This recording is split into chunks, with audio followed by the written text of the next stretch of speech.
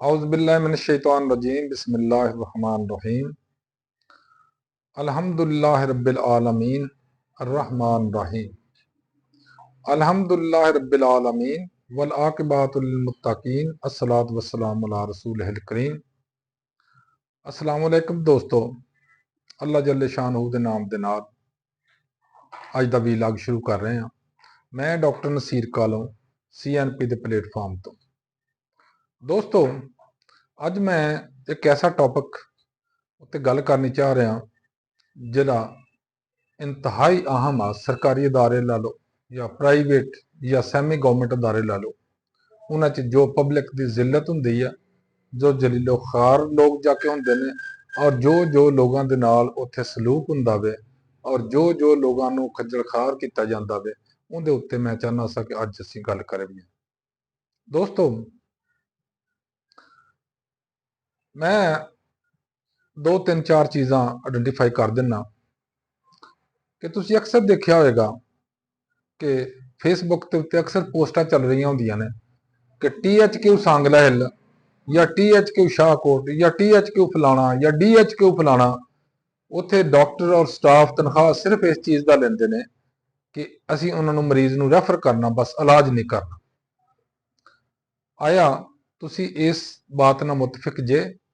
बहर मैं जिंदगी दे विच जो देखिया वे वो हकीकतन ऐसे ही आ कि अज साडे डॉक्टर भरा जड़े ने या पैरामैडिक्स जड़े ने या जितने भी सरकारी मुलाजम ने, वो अपना काम करना इस तरह ही समझते हैं जिस तरह पब्लिक के उपर एहसान कर रहे हैं। दोस्तों, तुस अक्सर देखा होगा कि सरकारी मुलाजमीन का एक कॉन्सैप्ट बन गया वे कि तनख्वाह तो लेंदे ने सिर्फ नौकरी दी, लेकिन लोगों के जिहड़े काम करने ना ਉਹਦੀ ਉਹਨੂੰ ਕਹਿੰਦੇ ਨੇ फीस की ਸਾਨੂੰ ਦਿਓ, ਉਹਦੀ फीस की आ। हर काम की फीस मंगते हैं। और तुसी किसी भी दफ्तर सरकारी जाके देख लो, इरिस्पैक्टिवली कि अदालतों में जाके तुसी देख लो, अदालतों च आम साडा कॉन्सैप्ट यही है ना कि अदालतों च सानू इंसाफ मिलता, लेकिन अदालतों के अंदर तुसी चले जाओ, बड़े बड़े हिनिस क्राइम जड़े ने, बड़े बड़े संगीन जुर्म जड़े ने, उन्होंने दे उत्ते भी पैसे दे के लोग अपनी मर्जी दी डेटां लै लेंदे ने। वकील अपनी मर्जी दी डेटां पवा लेंदे ने, वकील जिन्ना मर्जी लिंगर ऑन करी जांदे ने। और ये बिल्कुल बरअक्स जदों कि तुनना हुंदा किसी नूं ते फिर डेट ते फिर ना टाइम ते ना कोई शाम ते ना दिन, फिर नप्पी रखते हैं।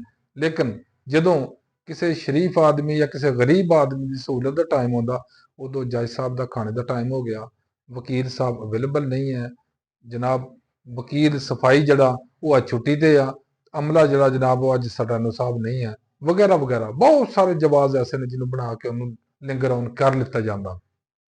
दोस्तों, मैं खुद 33 साल 34 साल नौकरी करके आया। मैं एक असूल बनाया सीगा, तुसी इस चीज़ नूं कन्फर्म भी कर सकते हो मेरे स्टाफ के नाल जिथे मैं रह के आया, कि मैं अपने डिस्ट्रिक्ट जिथे मैं CO लगदा रहा, उस डिस्ट्रिक्ट के तमाम लोगों नूं एक हदायत जारी करदा सा कि कोई अमले का बंदा मेरे कोल बगैर इजाजत तो बगैर काम तो नहीं आए।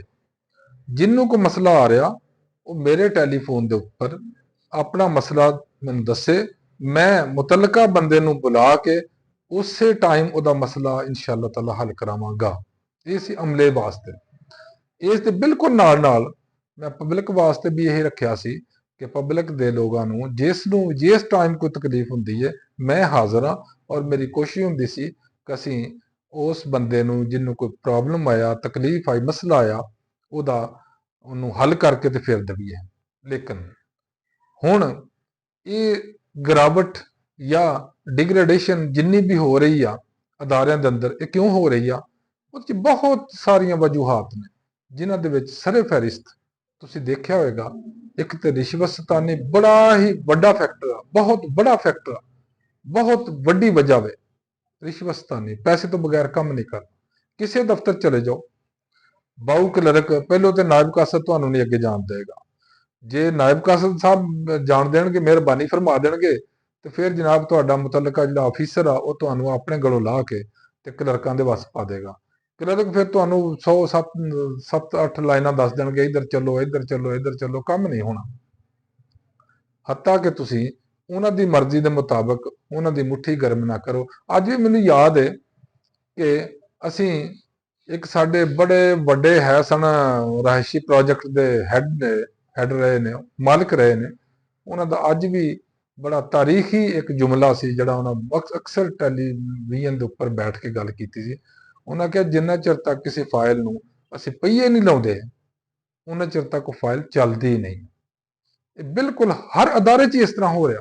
ਕੋਈ ਅਦਾਰਾ ਤੁਸੀਂ ਲੈ ਲਓ, ਬਗੈਰ ਪੈਸੇ ਤੋਂ, ਬਗੈਰ ਸਿਫਾਰਿਸ਼ ਤੋਂ, ਬਗੈਰ ਰਿਸ਼ਵਤ ਤੋਂ ਕੋਈ ਕੰਮ ਨਹੀਂ ਹੋਣਾ ਤਾਂ ਕਿ ਉਸ ਅਫਸਰ ਨੂੰ ਜਾਂ ਉਸ ਮੁਲਾਜ਼ਮ ਨੂੰ ਪਤਾ ਹੋਏ ਕਿ ਮੇਰੀ ਧੌਣ ਤੋੜ ਦੇਣੀ ਹੈ ਇਸ ਬੰਦੇ ਨੇ, ਅਗਰ ਮੈਂ ਕੰਮ ਨਾ ਕੀਤਾ ਤੇ ਫੇਰ ਹੀ ਉਹ ਕਰਨਗੇ, ਵਗਰਨਾ ਤੁਹਾਨੂੰ ਦਫ਼ਤਰ 'ਚ ਕੋਈ ਔਕਾਤ ਨਹੀਂ ਆ ਤੁਹਾਡੀ। ਜਿਸ ਮਰਜ਼ੀ ਦਫ਼ਤਰ 'ਚ ਚੱਕਰ ਲਗਾ ਲਗਾ ਕੇ ਦੇਖ ਲਓ, ਸਾਰੇ ਦਫ਼ਤਰਾਂ 'ਚ ਇਹੀ ਹਾਲ। ਦੋਸਤੋ, ਦੂਸਰੀ ਵਜ੍ਹਾ ਇਸ ਡਿਗਰੇਡੇਸ਼ਨ ਦੀ ਜਾਂ ਇਸ ਤਬਾਹੀ ਦੀ ਕੀ ਆ? ਉਹ ਹੈ ਸਿਆਸੀ ਭਰਤੀਆਂ।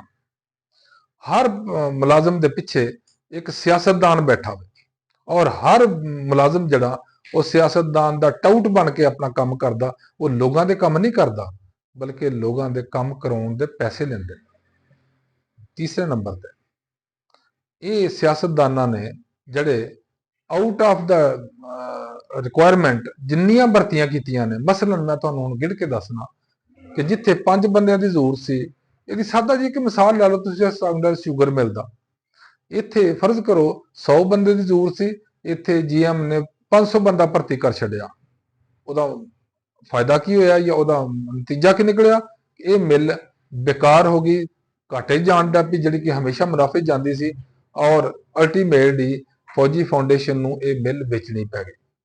ਇਸੇ ਤਰ੍ਹਾਂ ਹੀ ਪੀਆਈਏ ਦੇਖ ਲਓ, ਪੀਆਈਏ ਜਿੱਥੇ 10 ਬੰਦਿਆਂ ਦੀ ਜ਼ਰੂਰਤ ਆ, ਉੱਥੇ ਇਹਨਾਂ ਨੇ 100 ਬੰਦਾ ਭਰਤੀ ਕੀਤਾ। ਸਿਆਸੀ ਐਫੀਲੀਏਸ਼ਨ ਦੀ ਵਜ੍ਹਾ ਤੋਂ ਸਿਆਸੀ ਬੰਦੇ ਭਰਤੀ ਕੀਤੇ ਨੇ, ਜਿਨ੍ਹਾਂ ਘਰ ਬੈਠ ਕੇ ਸਿਰਫ ਤਨਖਾਹਾਂ ਲੈਣੀਆਂ ਔਰ ਹੋਰ ਕੰਮ ਕੋਈ ਨਹੀਂ ਕਰਨਾ। ਜਿਹਦਾ ਅਸਰ ਕੀ ਹੋਇਆ? ਇੱਕ ਤੇ ਇਹ ਓਵਰਲੋਡਿੰਗ ਹੋ ਗਈ ਮੁਲਾਜ਼ਮੀਨ ਦੀ, ਦੂਸਰੀ ਕਰਪਸ਼ਨ, ਕਿ ਵਿਦ ਇਨ ਦਾ ਡਿਪਾਰਟਮੈਂਟ ਜਾਂ ਵਿਦ ਇਨ ਦਾ ਇੰਸਟੀਟਿਊਸ਼ਨ ਜੋ ਕੁਝ ਹੁੰਦਾ ਵੇ, ਲੁੱਟ ਮਾਰ ਮੱਚੀ ਹੈ।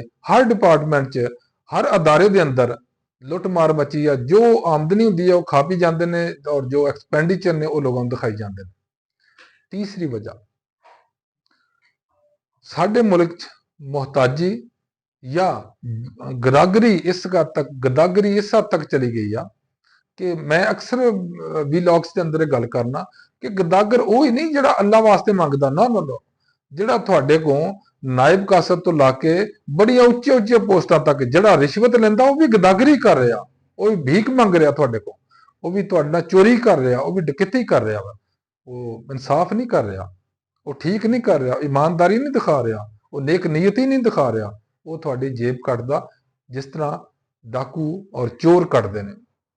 ਔਰ ਜਿੰਨਾ ਚਿਰ ਤੱਕ ਇਹਨਾਂ ਅਦਾਰਿਆਂ ਦੇ ਅੰਦਰ ਸਿਆਸੀ ਮੁਦਾਖਲਤ ਖਤਮ ਨਹੀਂ ਹੁੰਦੀ, ਉਹਨਾਂ ਚਿਰ ਤੱਕ ਕਤਨ ਇਹ ਰਿਸ਼ਵਤਸਤਾਨੀ, ਇਹ ਨਾਹਲੀ, ਨਕਾਰਾ ਹੋਣਾ, ਕੰਮ ਨਾ ਕਰਨਾ, ਲੋਕਾਂ ਦੀ ਝਾੜ ਪੂੰਛ ਕਰਨਾ, ਲੋਕਾਂ ਨੂੰ ਆਏ ਗਏ ਜਿਹੜੇ ਕੰਮ ਵਾਸਤੇ ਲੋਕ ਆਉਂਦੇ ਨੇ ਉਹਨਾਂ ਦੀ ਬੇਇੱਜ਼ਤੀ ਕਰਨਾ।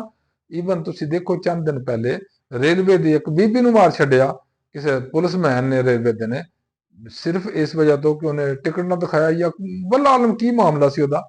ਇਸ ਹੱਦ ਤੱਕ ਸਾਡੇ ਵਿੱਚ ਫਰਸਟ੍ਰੇਸ਼ਨ ਆ ਚੁੱਕੀ ਆ ਕਿ ਜਿਹੜਾ ਬੰਦਾ ਕਿਸੇ ਅਦਾਰੇ 'ਚ ਜਾ ਕੇ ਉਹਨਾਂ ਦੀ ਮੁੱਠੀ ਗਰਮ ਨਹੀਂ ਕਰਦਾ, ਉਹਦੀ ਇਨਸਲਟ ਕਰਦੇ ਨੇ, ਉਹਦੀ ਬੇਇੱਜ਼ਤੀ ਕਰਦੇ ਨੇ। ਇਸ ਤਰ੍ਹਾਂ ਹੀ ਆ, ਤੁਸੀਂ ਆ ਦੇਖ ਲਓ, ਮੈਂ ਸਾਂਗਰੇਲ ਦੀ ਮਿਸਾਲ ਤੁਹਾਨੂੰ ਛੋਟੀ ਜਿਹੀ ਦੱਸਣਾ ਕਿ ਮੇਰੇ ਜ਼ਮਾਨੇ 'ਚ 400-500 ਮਰੀਜ਼ ਤੇ ਮੈਂ ਵੀ ਦੇਖ ਲੈਂਦਾ ਹੁੰਦਾ ਸਾਂ, ਔਰ ਸਵੇਰ ਤੋਂ ਬੈਠੀ ਦਾ ਜੀ ਸ਼ਾਮ ਤੱਕ। ਲੇਕਿਨ ਹੁਣ ਪਤਾ ਨਹੀਂ ਇੱਥੇ ਕੋਈ 40 ਡਾਕਟਰ ਨੇ ਸ਼ਾਇਦ, ਔਰ ਲੋਕ ਰੋਂਦੇ ਰਹਿੰਦੇ ਨੇ ਸਾਨੂੰ ਡਾਕਟਰ ਨਹੀਂ ਲੱਭਦਾ। ਜਾਣੇ ਆ, ਡਾਕਟਰ ਕੋਈ ਚਾਹ ਪੀਣ ਗਿਆ ਤੇ ਕੋਈ ਸਿਗਰਟ ਪੀਣ ਗਿਆ ਤੇ ਕੋਈ ਇੱਧਰ ਫਿਰਨ ਗਿਆ ਤੇ ਕੋਈ ਉੱਧਰ ਫਿਰਨ ਗਿਆ, ਕੋਈ ਬੰਦਾ ਨਹੀਂ ਮਿਲਦਾ, ਕੋਈ ਡਾਕਟਰ ਨਹੀਂ ਮਿਲਦਾ। ਵੱਲਾ ਆਲਮ ਕੀ ਮਾਮਲਾਤ ਨੇ? ਕਿਉਂ ਇਸ ਕੌਮ ਦੀ ਇਸ ਕਦਰ ਤਬਾਹੀ ਆ ਰਹੀ ਆ ਕਿ ਕੋਈ ਬੰਦਾ ਆਪਣੀ ਸੀਟ ਤੇ ਬੈਠ ਕੇ ਕੰਮ ਕਰਨ ਨੂੰ ਤਿਆਰ ਨਹੀਂ ਹੈ। ਲਿਹਾਜ਼ਾ ਮੇਰੀ ਤੁਹਾਡੇ ਲੋਕਾਂ ਨਾਲ ਦਰਖਾਸਤ ਵੀ ਆ, ਅਗਰ ਕਿਸੇ ਨੂੰ ਕੋਈ ਪ੍ਰੋਬਲਮ ਆਉਂਦਾ ਉਹਨੂੰ ਬਿਲਕੁਲ ਹਾਈਲਾਈਟ ਕਰੋ। ਸਾਡਾ ਫੋਰਮ ਹਾਜ਼ਰ ਹੈ, ਅਸੀਂ ਉਹਨੂੰ ਬਿਲਕੁਲ ਹਾਈਲਾਈਟ ਕਰਾਂਗੇ ਔਰ ਮੁਤਲਕਾ ਫੋਰਮ ਤੋਂ ਲੈ ਕੇ ਮੁਤਲਕਾ ਅਥਾਰਟੀ ਤੱਕ ਉਹਨੂੰ ਪਹੁੰਚਾਉਣ ਦੀ ਕੋਸ਼ਿਸ਼ ਕਰਾਂਗੇ। ਲੇਕਿਨ ਉਹਦੇ ਵਾਸਤੇ ਕਰਜੀਅਸ ਹੋਣਾ ਚਾਹੀਦਾ, ਬੰਦੇ 'ਚ ਜੁਰਤ ਹੋਣੀ ਚਾਹੀਦੀ ਆ, ਬੰਦੇ ਨੂੰ ਵਾਕਈ ਸੱਚਾ ਹੋਣਾ ਚਾਹੀਦਾ। ਇਹ ਨਹੀਂ ਹੈ ਕਿ ਲੋਕਾਂ ਦੇ ਖਿਲਾਫ ਝੂਠੀਆਂ ਗਵਾਹੀਆਂ ਦਿਓ ਜਾਂ ਝੂਠੇ ਉਹਨਾਂ ਤੇ ਇਲਜ਼ਾਮਾਤ ਲਗਾਓ, ਐਸੇ ਨਹੀਂ ਹੋਣਾ ਚਾਹੀਦਾ। ਲੇਕਿਨ ਜਿੱਥੇ ਕੋਈ ਜ਼ਿਆਦਤੀ ਹੁੰਦੀ ਆ ਉਹਨੂੰ ਹਾਈਲਾਈਟ ਕਰਨਾ ਚਾਹੀਦਾ ਤਾਂ ਕਿ ਮੁਤਲਕਾ ਅਥਾਰਟੀ ਤੱਕ ਪਹੁੰਚੇ। ਅਗਰ ਮੁਤਲਕਾ ਅਥਾਰਟੀ ਉੱਤੇ ਐਕਸ਼ਨ ਨਹੀਂ ਲੈਂਦੀ, ਫਿਰ ਅਸੀਂ ਆਪਣੇ ਫੋਰਮ ਤੇ ਇਨਸ਼ਾਅੱਲਾ ਇਹਨੂੰ ਉਜਾਗਰ ਕਰਾਂਗੇ, ਹਾਈਲਾਈਟ ਕਰਾਂਗੇ ਔਰ ਇਹਨੂੰ ਮੰਤਕੀ ਅੰਜਾਮ ਤੱਕ ਪਹੁੰਚਾਵਾਂਗੇ। ਵੱਲਾਹੁ ਖੈਰ ਨਾਸਿਰੀਨ। ਅੱਲਾਹ ਤਾਲਾ ਸਾਡੀ ਮਦਦ ਫਰਮਾਏ। अस्सलामु अलैकुम। अल्लाह हाफिज़।